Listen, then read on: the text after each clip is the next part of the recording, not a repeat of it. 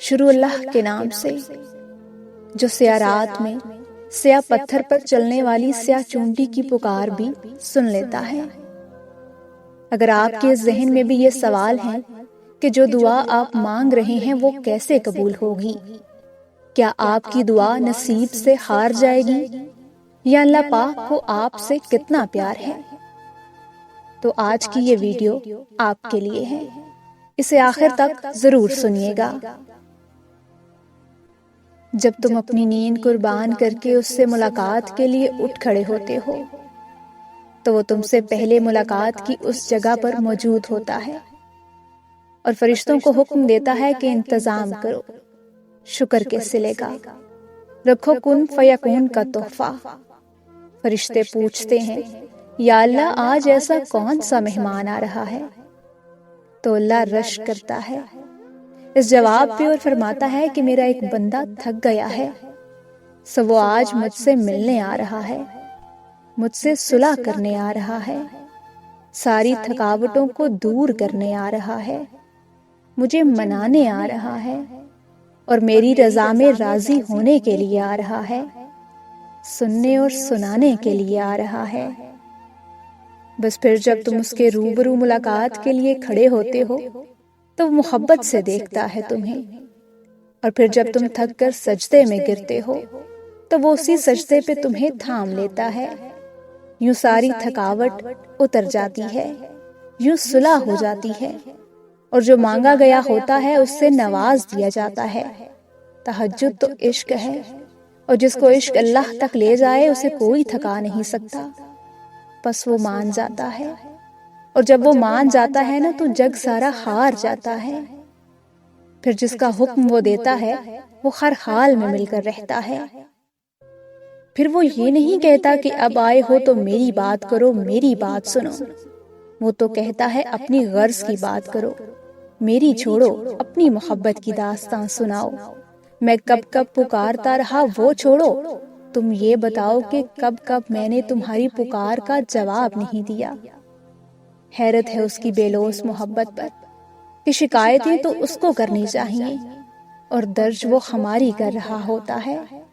اس کی محبت محسوس کرو گے تو اس کی محبت کی شدت بیک وقت زندہ بھی کر دے گی اور مار بھی دے گی، اور جب تم واپس لوٹو تو تم یہ دیکھ کر حیران رہ جاؤ گے کہ وہ اب تک اسی جگہ پر موجود ہے، اس انتظار کے ساتھ کہ تم بس یہی ایک راستہ جانتے ہو، تو جب اپنی غرض سے ڈھونڈنے کے لیے آؤ گے تو اسی راستے سے آؤ گے۔ پھر تمہارا مایوس ہونا تو بنتا ہی نہیں، جو چونٹی کی گئی سرگوشی کو بھی سنتا ہے، تو تمہیں لگتا ہے کہ وہ تمہاری آہو پکار کو نظر انداز کر سکتا ہے، وہ سسکی جو زبان سے نکل کر بھی کان تک نہیں پہنچ پاتی وہ بھی اس تک پہنچ جاتی ہے، وہ جو دو جہانوں میں سما نہیں پاتا وہ پھر اس ٹوٹے ہوئے دل میں سما جاتا ہے۔ تم سوچتے ہو آزمائش کا وقت بہت لمبا ہو گیا، مگر وہ در حقیقت ملاقات کا وقت بڑھا دیتا ہے، اور وہ یہ بھی جانتا ہے کہ تم اب بھی معجزوں کے انتظار میں ہو، تمہاری آنکھ بھلے اس کو دیکھ نہیں پاتی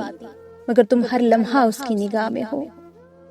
جب تمہیں لگے کہ اب نہ آگے بڑھ سکتے ہو اور نہ واپس پلٹ سکتے ہو تو اللہ کی جانب بھاگ جانا، دور تک، وہاں جہاں پہ تم اسے چھوڑ کر اس سے اتنا دور نکل آئے تھے۔ اللہ کو چھوڑ دو گے تو کوئی چیز ہاتھ نہیں آئے گی، جہاں اتنا صبر کیا ہے وہاں تھوڑا صبر اور سہی، پھر دیکھو جو اب تک تمہارے نصیب کا حصہ نہیں تھا وہ بھی تم تک پہنچا دیا جائے گا۔ غم نہ کرو، اللہ تمہارے ساتھ ہے، ایک ہار پہ اس فتح کو بھول گئے ہو جس سے اللہ نے تمہیں ہمکنار کیا ہے، اس کی رحمتوں کو یاد کرو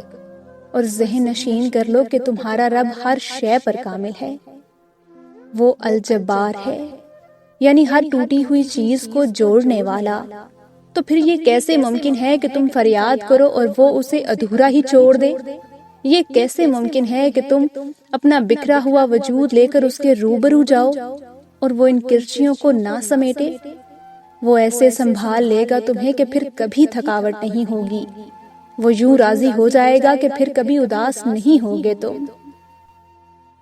میرا رب تو وہ ہے جو مشرق والوں کو دیکھتا ہے تو مغرب والوں کو نہیں بھولتا، جو آسمانوں کا نظام چلاتے ہوئے سمندروں کا نظام چلانا نہیں بھولتا، جو رات کے اندھیروں میں سجدے کرنے والوں کو دیکھتا ہے تو برائی کی محفلوں سے غافل نہیں ہوتا،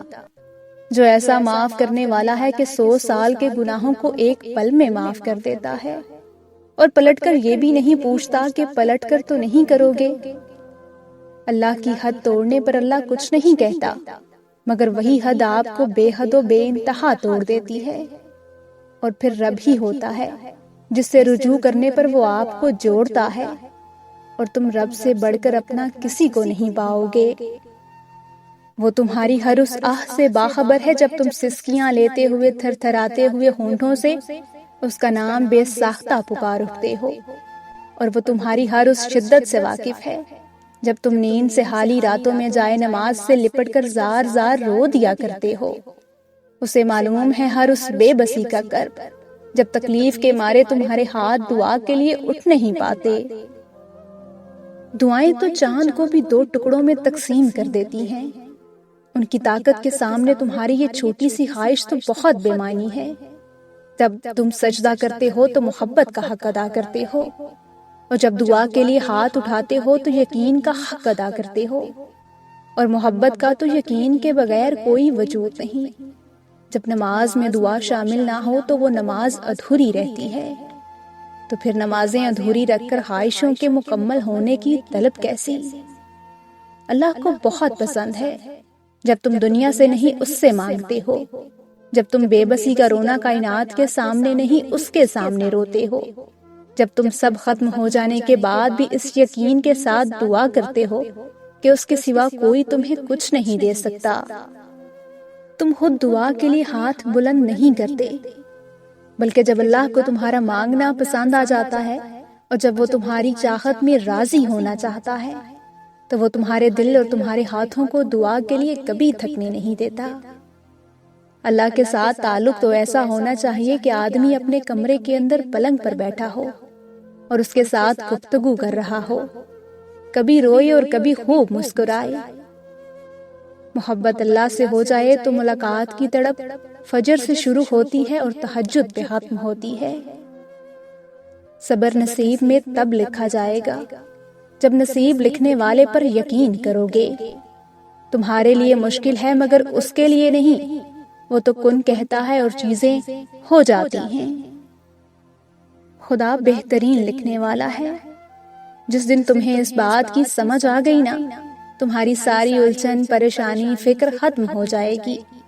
تم اس کی رضا میں الحمدللہ کہنا سیکھ جاؤ گے۔ سر جھکائے سے سکتا ہے دل رات بھر،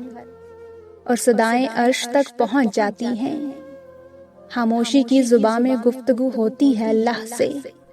اور باتیں لفظوں کی دسترس سے بہت آگے نکل جاتی ہیں۔